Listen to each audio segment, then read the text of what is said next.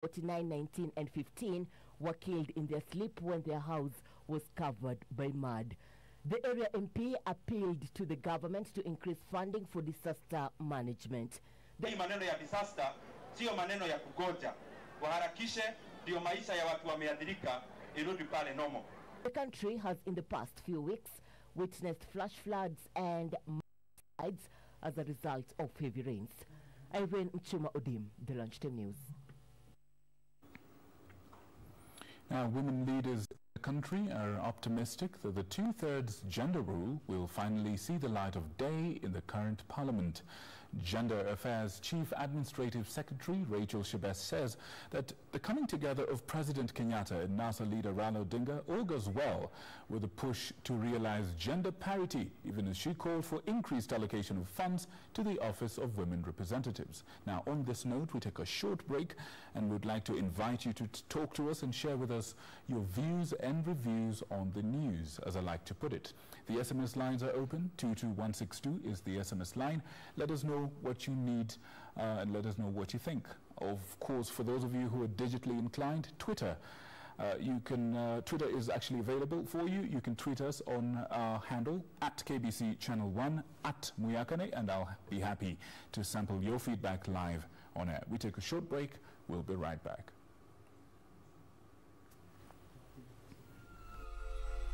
Je, unaweza fanya nini kwa dakika 4? Na mega dola. Unaweza piga chef? Na mega dola. Kila kitu ni mega. Unaweza pika ugali? Na mega dola. Pesa hapa ni mega. Na mega. Labda unaweza fua nguo? Ni mega. Na mega dola. Ama unaweza tengeneza milioni 30.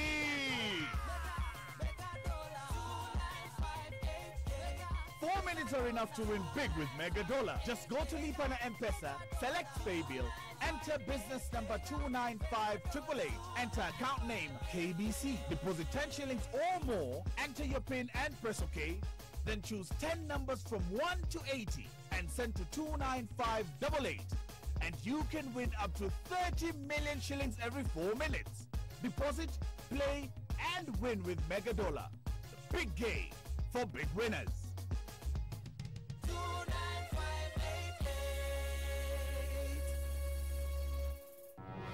This Thursday on Road to Success. One of the main things also why we have captured so many clients is that we don't have unit cost. We normally specify if it's inclusive of this and this, if it's exclusive, it's this and this amount, and if it's optional or it's compulsory. Because when you lack that passion, the drive for you to continue striving through your business will just end. Road to Success.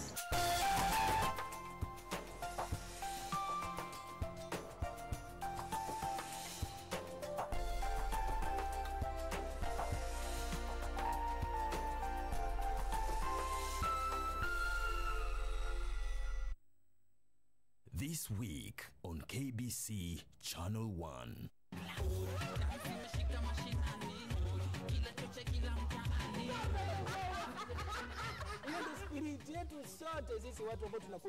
Keep it Mahanjam, KBC. The government has gone ahead to introduce the free Camel library services. The children are not in public schools because the quality has gone down. There are new developments. I'm listening. Now, Alex is coming for dinner. And make sure it is Kamau who pulls the trigger. Give me the key. Come on, hurry up. Okay. Get out. No, please, don't look at me. Sooner or later, you gotta find out what it is really like to be black. I told you he doesn't drink. Wait, me and my wife are just coming home from an award show. Calm down.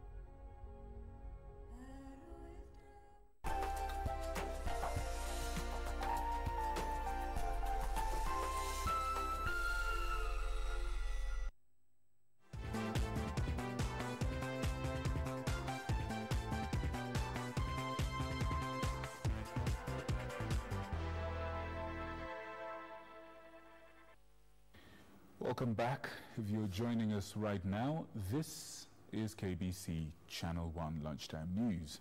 once again for those of you who are joining us right now. Now, women leaders in the country are optimistic that the 2/3 gender rule will finally see the light of day in the current parliament. Gender Affairs CAS Rachel Shebesh says that the coming together of President Kenyatta and NASA leader Raila Odinga augurs well with a push for realization of gender parity, even as she calls for increased allocation of funds to the Office of Women Representative.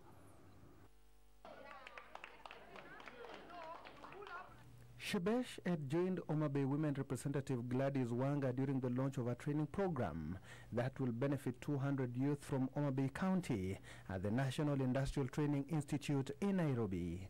The occasion provided a platform for the Gender Affairs Administrative Secretary to make the case for women leadership in the country. They're going to be doing various courses, vocational training courses. Some are going to be doing plumbing, electrical works, tailoring, and this is in line with the Big Four agenda. Many ask, what does the women rep do? With this 7 million only per constituency, you can see that women rep for Homa Bay is able to bring 200 young men and women to be trained at NITA, and that is not the only project she's doing with that 7 million shillings. The subject being so close to the heart of every woman leader, Shebesh would offer her views on the full implementation of 2/3 gender rule. I think we are in a good place because we are changing the conversation on the 2/3. It's not about women. It's about a constitutional provision. So the country can decide, and the government, to go and fulfill the constitution as told or to ignore it. What I know now is that the government moved from ignoring it to finding a formula. Even the last time, even if we didn't get it, we were so happy as women and the fraternity around it to see that members of parliament up to the tune of 180 voted for it. So we know that it can only increase from 180. Just like the Migori woman representative, Shebesh expressed optimism that the bill will not fail like it happened in the previous parliament, citing the current political environment. The president and the former prime minister, during the devolution conference, they pronounced themselves on what they want to see in 2022 on women governorship. So to us, that was a directive from our president. As a ministry, do something, and we will do it to ensure that in 2022, we are talking about a minimum of 10 women governors. We are talking about a minimum of 10 women senators elected. We are talking about single-member constituencies moving from 23 to 40. Those are the numbers we are working with. And as long as we have political goodwill, it will happen. The one thing that as women we also want to get out of the handshake is the 2/3 gender bill passed in Parliament. So I think that is the one request we are putting on the table under the handshake environment. Under the Building Bridges initiative. The two leaders charged that the women representative position deserves increased allocation if their contribution must be felt by the electorate. One of our biggest endeavors that as a ministry we are working on is to increase the money. Let it be possible for Gladys to bring 1,000 youth of Homa Bay to NITA. 200 young people drawn from the 8 constituencies of Homa Bay County are the beneficiaries of the program launched in conjunction with the National Government Affirmative Action Fund. Eric Biegon reporting for Channel 1 News. Now, the Inspector General of Police, Joseph Boynet, has called on the Ethics and Anti-Corruption Commission to reintroduce a risk audit of the service as part of efforts to help it tackle corruption. The call's coming as EACC Chair Eliud Wabukala reiterated the Commission's commitment to recover public property stolen through corrupt deals.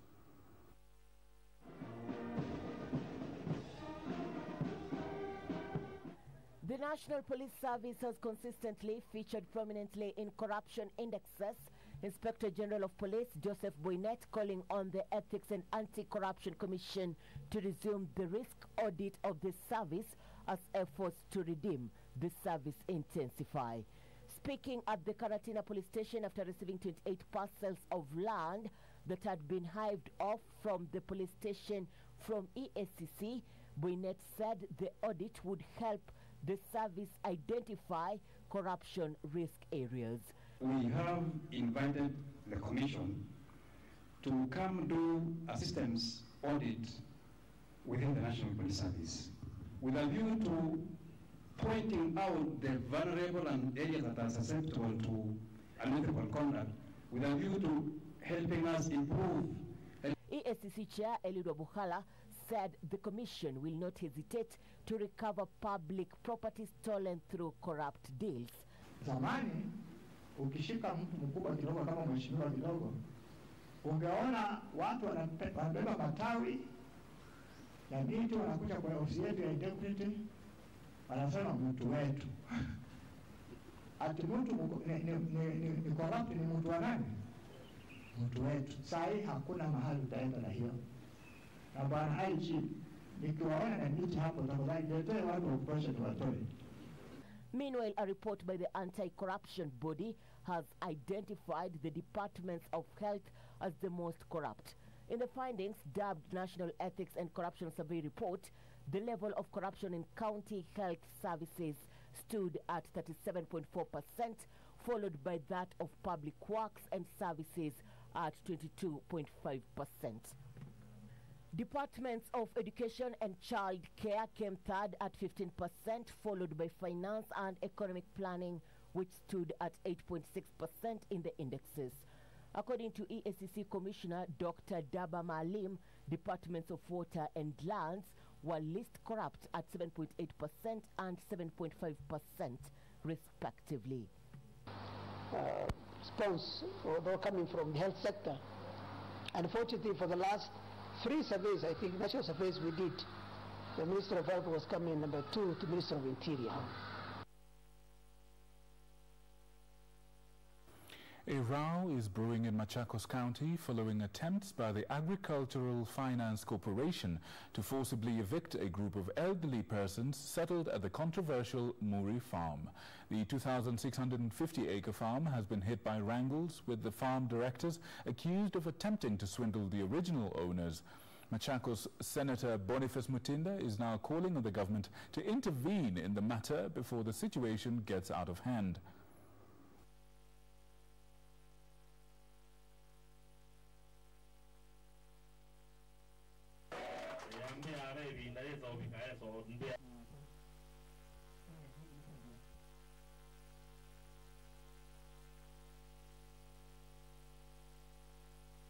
Cannot force people for an agenda which is not what is in the agenda. Nakwambia leo tukitoka hapa bwana ndio ili ujue the power emanates from the people, article 1 of the katiba.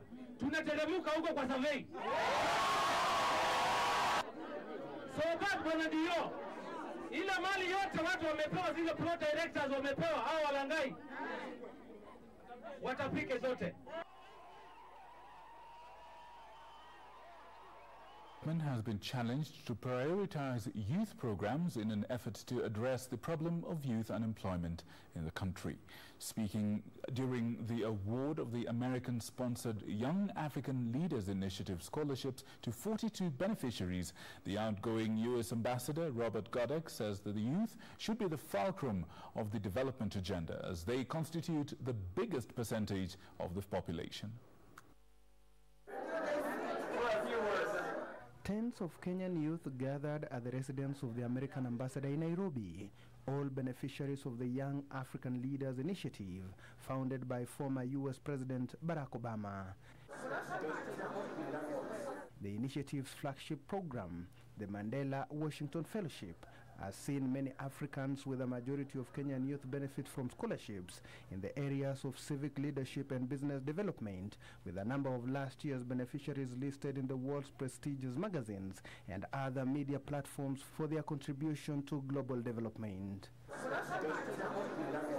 Presiding over the event that saw 42 Kenyans out of the 700 beneficiaries receive their scholarships, outgoing U.S. Ambassador Robert Godek urged both the county and national governments to prioritize youth programs. These are young leaders from Kenya and a couple from South Sudan as well, who are going to get an extraordinary opportunity in a few weeks to spend time in the United States, and they'll go to American universities and colleges in the fields of their choice, so in business, in public sector work, or in civil society. They'll get to interact with a lot of Americans, experts, and citizens, and have an opportunity to further develop their skills. The outgoing ambassador lauding the Kenyan government for its continued enhanced bilateral ties with the U.S. government. Godek took up the position in 2013 with his successor, Illinois Senator Kyle McCarter, who was nominated by President Donald Trump, set to take over the position. Matatu operators plying the Ruiru and Cabanas routes in Nairobi are now decrying the increase in the number of private vehicles illegally ferrying passengers and unlicensed matatus operating along the route. Utawala Sacco operators are accusing NTSA of failing to take action despite several complaints filed at their offices. They're now appealing to the Ministry of Interior to take charge and ensure those flouting the PSV laws are arrested. They claim those operating illegally have been robbing clients, negatively affecting the image of the matatu operators along the route.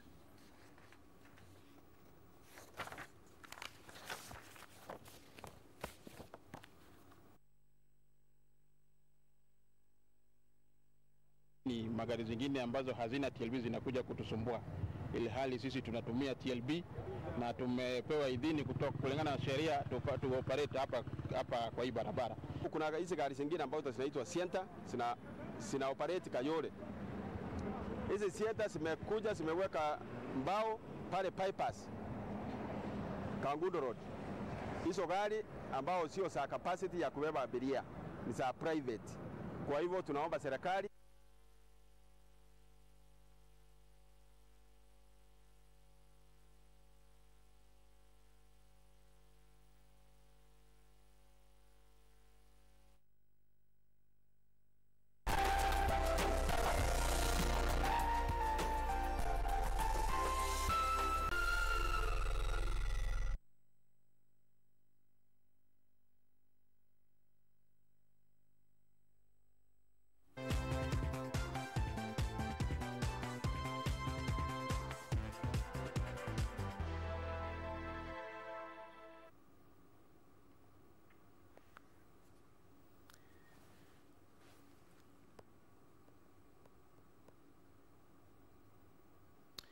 Welcome back. We apologize for that slight technical hitch. Moving on swiftly, the Kenya National Human Rights Commission has written to the Immigrations Department seeking the facilitation of safe return of controversial lawyer Miguna. The rights body now wants the immigration officials to provide the outspoken lawyer who was ejected out of the country with a Kenyan passport and an air ticket for his expected return next week. Eric Biegon with details. The self-proclaimed general of the proscribed National Resistance Movement was deported out of the country for the second time in March by the state over alleged non-compliance with immigration procedures. Having been away for almost 2 months, the outspoken lawyer has indicated that he wants to return to the country next week. It is for this reason that the Kenya National Human Rights Commission is asking government to facilitate his safe return to the country. Bwana Miguna ametujulisha ya kwamba atarudi tarehe 16 mwezi huu, hasa kulingana na court order. Na unakumbuka court order ilisema kwamba tume ya haki ya kutetea binadamu mwenyekiti wake ama mwakilishi wake apewe nafasi ya kuobserve jinsi Bwana Miguna atapokelewa hapa nchini. And to avoid drama, the Commission wants the Immigrations Department to provide the necessary travel documents in time for his return. Sasa tumejua ile tarehe anakuja, kwamba kitu cha kwanza apewe passport ya nchi ya Kenya, maana ni mwananchi wa Kenya. Cha pili ya kwamba anunuliwe tikiti, maana walisema akuwe facilitated. Kwa hivyo anunuliwe tikiti kutoka Toronto mpaka Nairobi. Meanwhile, Kisumu Central Member of Parliament Ken Ouda says Rift Valley MP should stop issuing ultimatums to President Uhuru Kenyatta on 2022 succession and instead leave him to concentrate on the Building Bridges initiative spearheaded by the head of state and NASA leader Raila Odinga. And right now the main agenda that this country has and that we have as leaders is to support the handshake, is to support one Uhuru Muigai Kenyatta, is to support one Raila Amolo Odinga, because they are the two individuals with the largest following in this country, to bring back this nation, to knit back the very fabric that was teared apart by the August elections.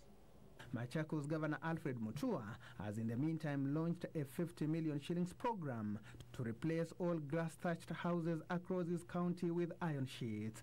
This is part of a comprehensive development project whereby every household, including this one, is expecting to get piped water in the next few years. We do expect to spend a lot of money, about 300 million in the next budget, to buy close to 1,000 transformers so that every home in Machakos has electricity. We want to modernize our people so that we also look like the Europeans, the Americans, and others. That is the spirit of real leadership that we want to show is possible in our country, Kenya. By launching the program, Mutua said he was committed to uplifting the living standards of his people to enable them live in dignity. Eric Biegon reporting for Channel 1 News.